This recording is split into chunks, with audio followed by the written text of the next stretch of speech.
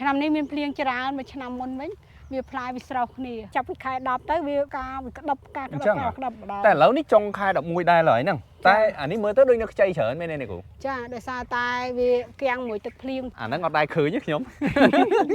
លេងបេះចឹងហ្មងចុំហើយអាហ្នឹងដាក់បានម្ដងប្រហែលពុតទៀតនេះជិត1គីឡូដែរតើគាត់ជាគ្រូបង្រៀនទេប៉ុន្តែក្រៅពីអាជីពជាគ្រូបង្រៀនរស់ស៊ីផង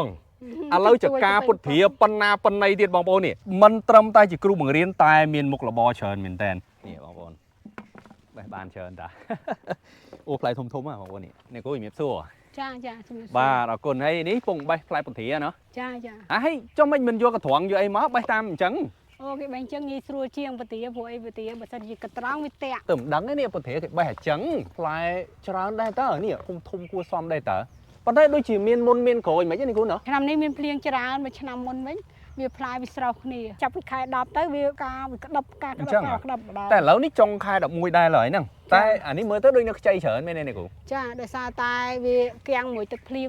ច្រើនពេកក៏អត់ល្អដែរអាហ្នឹងអត់ដែរឃើញទេខ្ញុំលេងបេះចឹងហ្មងចុំហើយអាហ្នឹងដាក់បានម្ដងប្រហែលពុតទៀតនេះជិត1គីឡូដែរតើអាហ្នឹងគេធ្វើអញ្ចឹងហ៎ចាលោកគ្រូអាចបេះហេតុតែខ្ញុំដែរមានពុតធាលោកអើយនេះអាហ្នឹងគេមិនហុកឡើងលើអញ្ចឹងណាចាហុកឡើងលើអីអាហ្នឹងវាងាយស្រួលជាងកត្រង់ឆ្ងាយណាអញ្ចឹងហ៎ចាអូមកលឹបមកហើយលឹបមិនគ្រាប់ទេមិញអត់មកគ្រាប់បេះឲ្យមួយមែនទេគ្រូចាបេះឲ្យមួយអ្នកគ្រូអាចជំរាបបងប្អូនយើងតិចដែរកំពុងទស្សនាមើលអ្នកគ្រូនៅខាងនេះភូមិអីឃុំអីអ្នកគ្រូឈ្មោះអីអ្នកគ្រូសុំជំរាបបងប្អូនយើងតិចនៅនេះភូមិស្វាយជ្រុំឃុំបវលចុះនេះគេហៅមួយទៀតគេហៅសាំងរាំងបងប្អូនភាគច្រើនគាត់ស្គាល់សាំងរាំងនៅខាងនោះនេះស្វាយជ្រុំអញ្ចឹងបែកមកខាងនៅជាប់ផ្នែកជាតិគេហៅសាំងរាំងគាត់ជាគ្រូបង្រៀនទេប៉ុន្តែក្រៅពីអាជីពជាគ្រូបង្រៀនរស់ស៊ីផងឥឡូវចការពុតព្រាប៉ុណ្ណាប៉ុណ្ណីទៀតបងប្អូននេះមិនត្រឹមតែជាគ្រូបង្រៀនតែមានមុខរបរច្រើនមែនតើពុតព្រានេះគ្រូដាំប្រហែលឆ្នាំហើយ6ឆ្នាំហើយតាំងពីឆ្នាំកូវីដចាពេលដែលកូវីដគ្រូបរៀនយើងមិនត្រូវធម្មតាយើងមិនត្រូវសម្រាប់យើងបរៀនពីផ្ទះទៅអនឡាញទៅនេពីអនឡាញទៅដូចជាអត់ក៏ចាប់ផ្ដើមដាំទៅផ្លែបានប្រហែលឆ្នាំហ្នឹងគ្រូ6ឆ្នាំហើយព្រោះអាហ្នឹងដាំតែ6ខែបានផលអ្នកគ្រូអត់តន់ប្រាប់ឈ្មោះបងប្អូនយើងទេខ្ញុំឈ្មោះចៅឈុនឡៃជាគ្រូបង្រៀននៅវិទ្យាល័យបវលជាម្ចាស់ចការមួយនេះដែរម្ចាស់ចការប្រហែលដើមនេះគ្រូ80ដើមទេតិចតួចទេរាល់ឆ្នាំប្រមូលផលមួយដើមបានប៉ុន្មាននេះគ្រូជិត20គីឡូដែរក្នុងមួយដើមតែឆ្នាំនេះដូចជាគាំងដែរដូចជាមិនដល់ទេប្រហែលជាខ្ទង់10គីឡូជាងអីវិញណាដោយសារតែឆ្នាំនេះវាយ៉ាងម៉េចបានវាដូចខ្សោយទិន្នផលចាតើតើអាកាសធាតុដូចជាភ្លៀងច្រើនឆ្នាំនេះភ្លៀងខ្លាំងមែនតើពុតធាឥឡូវនៅបាន1គីឡូម៉ែននេះគ្រូបោះដុំឲ្យគេ6000ប៉ុន្តែគេលក់រាយ8000បានន័យថាមួយដើមនេះយើងប្រមូលផលម្ដងបាន60000ឬក៏សរុបទាំងអស់អត់ទេយើងសរុបមួយឆ្នាំក្នុងមួយដើមហ្នឹងគឺយើងអាចបេះបាន10ទៅ20គីឡូក្នុងមួយដើមណាមួយដើមអាចរកបាន100000ជាងដែរហ្នឹងមិនធម្មតាទេអាចលើសនឹងទៀតអាយ៉ាព្រោះវាផ្លែតគ្នារហូតទៅទៀតមិនដូចជាផ្លែឈើដទៃទៀតប៉ុន្តែគ្រាន់ថាវាប្រើរយៈពេលខ្លីចាប់ផ្ដើមប្រមូលផលពីខែ11ទៅខែ3អស់ហើយបាន5ខែទេពុតធានេះយើងត្រូវការថែទាំអីនេះគ្រូថែទាំខ្លាំងជាងផ្លែឈើផ្សេងទៀតប្រមូលផលហើយយើងត្រូវកាប់គល់វាឲ្យសម្អាតដុតស្លឹកដុតអីចេញដុតដើមដុតអីចេញកាប់ហើយវាដុះខ្នែងមកវិញណាចាដុះខ្នែងមកអូ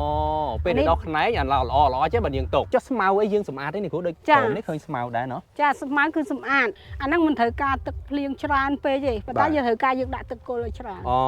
ចាហើយត្រូវការអាចគោអាចជ្រូកអីជីធម្មជាតិគឺវាត្រូវការខ្លាំងណាស់តាក់ទងមួយបច្ចេកទេសនេះគ្រូកុំឲ្យមានតកៅកុំឲ្យអីចឹងណានេះគ្រូប្រើថ្នាំឬក៏អត់ទេប្រើពេលក្តឹបគឺយើងត្រូវថែទាំខ្លាំងមែនទែននៅពេលក្តឹបនេះប៉ុន្តែអីយើងត្រូវប្រើថ្នាំហើយអូចុះដល់ពេលធំបន្តិចយើងប្រើប៉ុន្តែយើងប្រើក្នុងលក្ខខណ្ឌមួយដែលច្បាស់លាស់តាមស្តង់ដារហើយខ្ញុំក៏មានសម្រាប់ការពារស្នែស្រាំងដើម្បីឲ្យស្រាំងវាចូលមកវាធំក្លិនអានេះគេធ្វើមិនទៅបានចេញអញ្ចឹងមកនេះខ្ញុំដាក់អានេះទៅដាក់អាហ្នឹងអីគេអាហ្នឹងគេហៅថ្នាំស្នែស្រាំងអាស្រាំងក្រហមតិចតែផ្លែឈើទេគ្រប់មុខទាំងអស់គឺចំពោះពធាមួយគឺគាត់តិចហើយដឹងអត់ស្អុយខូចហ្មងចាតែអញ្ចឹងខ្ញុំយកអាហ្នឹងមកចោះរុនវាដាក់តាក់តាមធម្មតាខ្ញុំដូរទឹកគាត់ដែរមួយរយៈហ្នឹងគឺខ្ញុំរវល់ខ្លាំងអ្នកគ្រូរៀនបច្ចេកទេសអញ្ចឹងមកពីណាឬក៏គ្រាន់តែយើងស្រាវជ្រាវតាមណាអីមកស្រាវជ្រាវតាមអ៊ីនធឺណិតបច្ចេកទេសអ្នកគ្រូមានបានទៅរៀនជាមួយនឹងខាងជំនាញកសិកម្មឬអីអត់ផងខ្ញុំមើលផេកគេដែរប្រសិទ្ធភាពរាល់ឆ្នាំល្អហ៎ល្អពិសេសអានេះគឺវាអាចកាត់បន្ថយការប្រើប្រាស់ថ្នាំច្រើនតាអានេះរៀនតាមเพจដែរចាមើលឃើញពេកចុះដល់3អញ្ចឹងរៀនតាមเพจដែរអត់នឹកឃើញខ្លួនឯងរដូវកាលវាផ្កាខែណាខ cá vì chập đam cá tầm khai bơ khai mấy khai 4 khai đó nó vì chập đam cái đập đá bé ởនេះនៅអាតូចមួយទៀតយកបេះតរហូត ទុំមកតំណាក់វាអត់ទុំម្ដងស្រោគ្នាទាំងអស់ទេ ខែ3វាមានផ្លែមួយទៀតគេហៅយីហុត អូ ផ្លែតូចតែឆ្ងាញ់អាហ្នឹងគេហៅពូជអីគេ ពូជកត្រា3រសជាតិ អាហ្នឹងរសជាតិវាមិន ជូរអែម អូឥឡូវខ្ញុំសាកមើលសិនបងប្អូននេះបាទមើលទៅដូចជាមិនមានស្នាមសត្វតិចអីទេណោះ នៅក្នុងឆ្កាវាមានអី